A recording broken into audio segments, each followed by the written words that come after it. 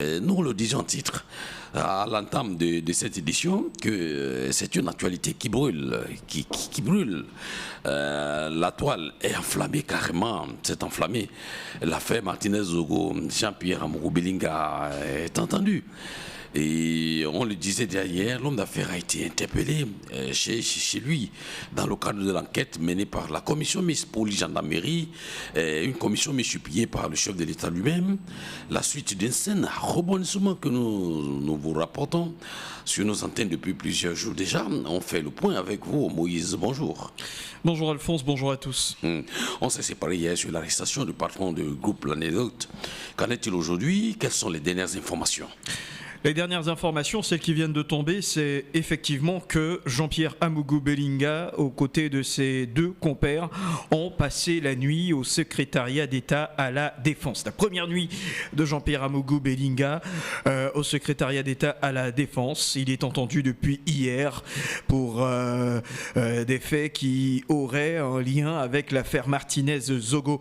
Voilà la toute première information qu'il faut ressortir. On voulait savoir qu'est-ce qui s'y est passé. On sait déjà que les auditions ont eu lieu jusqu'à très tard dans la nuit d'hier et qu'il y a eu effectivement un ensemble de questions qui ont été posées à la fois à Jean-Pierre Amougou Belinga mais aussi à Bruno Bidjan. On rappelle, le nouveau directeur des médias du groupe L'Anecdote est désormais aussi depuis hier détenu dans les locaux du secrétariat d'État à la Défense, au même titre que le garde du corps de Jean-Pierre Amougou Belinga, en l'occurrence l'ancien garde de corps, lequel garde de corps est l'ancien gendarme. Oui, ancien commandant du côté de la sécurité présidentielle, en l'occurrence, le colonel Etundi Nsoué, si je dis pas de conneries, c'est bien ça. Ils sont tous les trois, ils y ont passé la nuit et les auditions se poursuivent déjà aujourd'hui. Ça, ce sont les premières informations qu'on a à l'heure actuelle. C'est ce qu'on peut vous donner comme information de ce qui se passe à ce moment, de ce côté-là, à Yaoundé. Puisque nous y sommes, Moïse, on s'est séparés hier, vous avez dit, la journée d'hier qui a été marquée par l'ensemble de rebondissements, comme on l'a dit, est-ce qu'à l'heure actuelle, il est possible de retracer le fil des événements?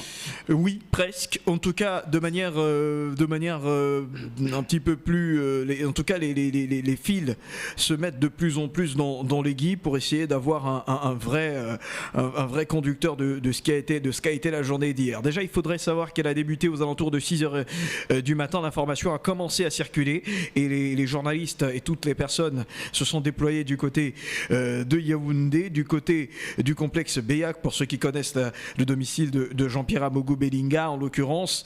Il y a eu effectivement des rumeurs le week-end précédent, des rumeurs qui n'ont pas pu être confirmées, et donc on a attendu, parce qu'on ne pouvait pas l'interpeller en journée fermée, on a attendu l'ouvrabilité du jour, en l'occurrence 6h du matin le lundi. Déjà à 5h30 la fameuse commission avait été mise sur pied, a pu être déployée à la fois du côté de chez Bruno Bidjan, je l'ai dit, mais aussi du côté de chez Amougou Belinga, où était recherché notamment son chauffeur, dont jusqu'à présent d'ailleurs on n'a pas pu mettre main sur lui, mais aussi Jean-Pierre Amougou Belinga, qui a été donc sorti du lit aux alentours de 5h30 et embarqué un petit peu plus de 6h du matin. L'information a été rendue virale très rapidement, forcément, sur les réseaux sociaux. Autre information, effectivement, c'est qu'il y a eu la publication à peu près 10h30, donc en gros l'homologation, l'officialisation de cette information par le groupe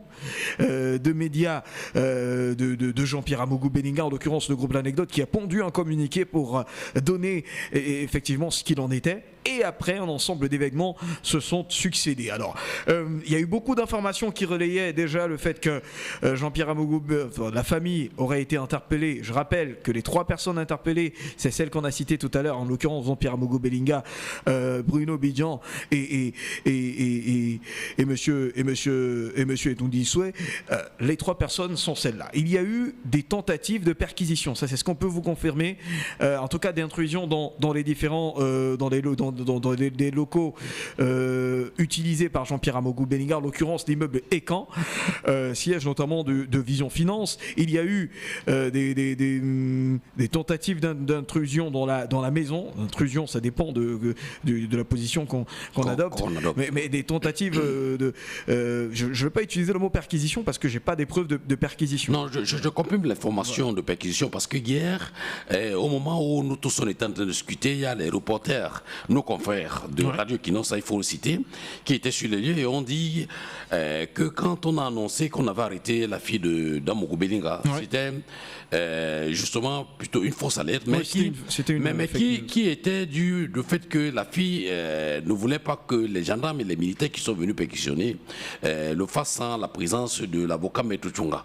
Et quand Maître Tchunga est arrivé, la perquisition a eu lieu. Et c'est pour ça que... il y a eu des petits soucis entre le mandat de perquisition, enfin la possibilité l'épouse demandait le mandat. Le mandat de perquisition. Mais Maître Tchunga est venu s'interposer, a demandé qu'on les laisse perquisitionner. Et effectivement, il y a eu donc Leila Amougou Belinga dont tu parlais à tout à l'heure, la fille du mana des médias, mais aussi... Mélissa Amougou Belinga, l'une de ses épouses, qui ont été prises à partie, je préfère l'expression, et introduites dans un des véhicules de gendarmerie, en l'occurrence. Les fouilles ont pu se poursuivre dans le domicile de Jean-Pierre Amougou Belinga, et j'ai des informations qui nous confirmaient le fait que du côté de l'immeuble Ecan aussi, il y a eu beaucoup d'allées et venues de ce côté-là. Alors, au-delà des perquisitions, enfin, au-delà des fouilles qui ont été entamées, il y a eu beaucoup de mouvements du côté du secrétariat d'État à la Défense. Je rappelle aussi que c'est une mobilisation sans pareil qu'on a observée depuis quelques temps, depuis quelques heures d'ailleurs de ce côté-là. Ils ont été conduits directement au groupement de gendarmerie territoriale pour être entendus, et c'est là-bas que plusieurs personnes ont tenté effectivement d'avoir accès déjà aux personnes qui ont été saisies et essayer de communiquer avec elles. Parmi ces personnes, il y a eu, vous parliez de Maître Tchunga tout à l'heure, qui est l'avocat de Jean-Pierre Amougou Belinga, qui était aussi présent à la fois à la maison mais aussi autour du secrétariat d'État à la Défense pour essayer de formuler la défense de Jean-Pierre, de préparer la défense de Jean-Pierre Amougou Belinga au cas où la position de suspect pourrait changer. Il y a eu, lui bien sûr, on rappelle que les téléphones, ça c'est important, de Jean-Pierre Amougou Belinga et de tous ceux qui ont été arrêtés ont été saisis et donc ont été exploités tout au long de la journée d'hier. C'est une information qu'on peut vous confirmer d'ores et déjà. Ils ont été exploités tout au long de la journée d'hier et les premiers éléments de ces exploitations ont commencé à être mis en avant par ceux qui se chargent de l'enquête. Il y a une bonne douzaine d'enquêteurs qui sont positionnés sur l'enquête. Ils ont commencé à exploiter ces éléments aux alentours en début de soirée et jusqu'au cours de la nuit, et vont continuer à le faire tout au long de cette journée. Du côté de Bruno Bidjan d'ailleurs, il y a eu sa maman qui est arrivée sur les lieux, elle n'a pas pu être reçue. Il y a eu son épouse Ivana Bidjan désormais, qui a pu être reçue parce qu'elle venait apporter un petit peu de la pitance, voilà, quelque chose à manger à son époux. Elle a pu être reçue et échanger légèrement avec son époux avant de libérer les lieux, même si elle est revenue une deuxième fois pour déposer des habits de rechange. Et du côté de Jean-Pierre Amougou Belinga, c'est beaucoup plus serré parce qu'on a permis à personne de pouvoir le voir, exception faite, ça c'est d'après nos confrères de TV5 Monde, exception faite de Limunga Sarah Itambi, qui est un magistrat hors hiérarchie, qui aurait, je parle encore au conditionnel, été autorisé à voir Jean-Pierre Amougou Belinga. Il y a aussi beaucoup d'informations qui ont tenté de fuiter autour de la toile, comme d'habitude. J'ai dit qu'il y aurait beaucoup d'événements autour de cette affaire, mais ces informations n'ont pas été confirmées, donc on ne peut pas vous les donner à l'instant. Ce qu'on peut vous dire, c'est qu'il y a une vidéo qui a circulé sur internet aux alentours de 19h30, une vidéo qui a une vidéo qui a été attribuée à Raoul Christophe Mbia, qui était une vidéo de montage d'un ensemble de vidéos ou de reportages qu'il aurait fait précédemment. Avec sa voix. Avec sa voix, effectivement, parce qu'elle lui a été attribuée, mais c'est du bricolage ou de racolage de petits éléments qu'il aurait fait. Je rappelle que Vision 4, via son rédacteur en chef, a pondu un autre communiqué pour rendre faux, effectivement, la vidéo qui circule et dire que Vision 4 n'est associé de près ou de loin à cette information-là. Il y a beaucoup d'autres éléments on pourra peut-être donner à la fin, mais voilà un petit peu le fil des événements de la journée d'hier, une journée très très mouvementée du côté de Yaoundé. Moïse, c'est une enquête qui s'est rapidement transformée en une affaire d'État. Le président de la République s'y est prononcé particulièrement. On est tenté de vous demander quels sont les enjeux autour de la vérité. Le ton est grave, Alphonse, parce que c'est une affaire d'État. C'est une affaire d'État parce que le président de la République s'est saisi personnellement de l'affaire. Il a pondu, on rappelle, en moins de 2 semaines, 2 communiqués. Le premier qui portait création, on en parlait tout à l'heure, de la commission mixte entre police et gendarmerie pour l'ouverture de cette enquête. Le deuxième pour donner l'évolution de l'enquête et rappeler qu'il y a un certain nombre de personnes qui avaient déjà été interpellées. On parlait d'une 20aine de personnes à ce moment-là, plus les 3 qui ont été interpellés hier, plus ceux... Il y a d'autres personnes d'ailleurs qui ont été aussi interpellées hier en dehors des 3 qui ont été médiatisés. Donc ça fait qu'on court vers une bonne trentaine de personnes interpellées pour la résolution de cette affaire.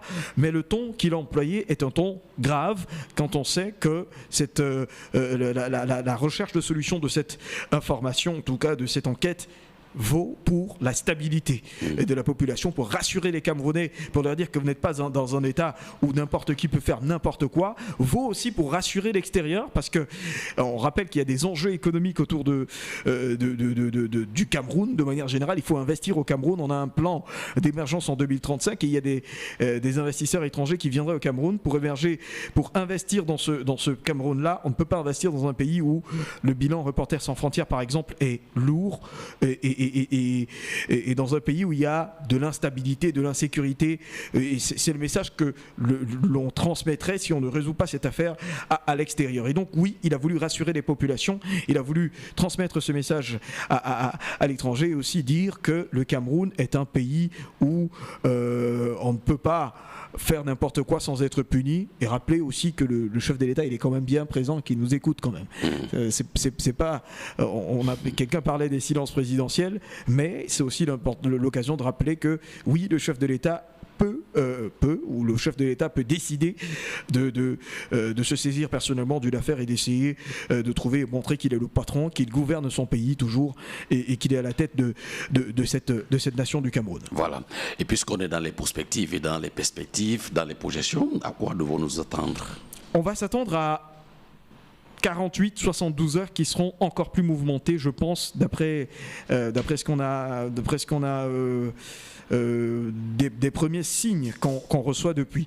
L'un des premiers, c'est cette révélation, je ne sais pas si vous en avez entendu parler, un journaliste de Reporters sans frontières qui a publié un certain nombre d'informations sur TV5 Monde, des informations qui mettaient en cause des responsables haut gradés au niveau des services de renseignement camerounais, mais aussi au niveau de l'aspect politique du politique camerounais. Cela signifierait qu'il y aurait des fuites dans cette enquête-là. Déjà, c'est important. C'est-à-dire que de plus en plus, on aura l'impression que dans les jours à venir, il y aura beaucoup d'informations qui vont fuiter, qui vont passer entre les gouttes et les Camerounais seront ravitaillés à ce rythme d'information. Mais comme on a aussi vu, j'ai dit tout à l'heure, c'est rarement de voir le chef de l'État communiquer plusieurs fois. Il a pondu 2 communiqués. On s'attend à ce qu'on ait un autre communiqué déjà sur l'évolution de cette enquête-là, et rappeler aussi d'ailleurs que le chef de l'État tient à montrer sa proximité avec le corps des journalistes dont Alphonse tu fais partie. Et, oui, c'est important de le préciser, et on s'attend à des journées beaucoup plus mouvementé. Il a été interrogé au groupement de gendarmerie, il a été interné au CED, donc ils ont dormi là-bas. Ils vont peut-être encore dormir là-bas les prochains jours jusqu'à ce que la vérité sorte. Il est toujours suspect, il n'est pas encore incriminé, donc il peut aussi être libéré. Il est possible que Jean-Pierre Amogo Beninga et ses 3 compères puissent, à la fin de toute cette procédure, être libérés. C'est un droit à la justice que tout le monde a, et c'est aussi un devoir de se présenter quand on est interpellé dans le cadre d'une affaire qui concerne autant les projecteurs au Cameroun. La résolution de cette affaire se veut du plus haut degré, et on a peut-être la certitude qu'il y aura beaucoup plus de célérité que d'habitude dans le traitement de cette affaire qui on le rappelle, évoque le décès du journaliste Martinez.